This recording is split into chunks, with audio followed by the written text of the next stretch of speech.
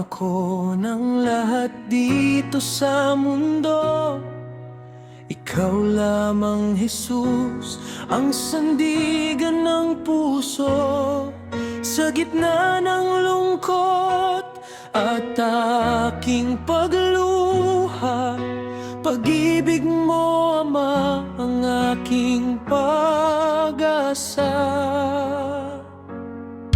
Kahit ako'y sugatan at nanghihina, hindi ka kailanman nagpapabaya.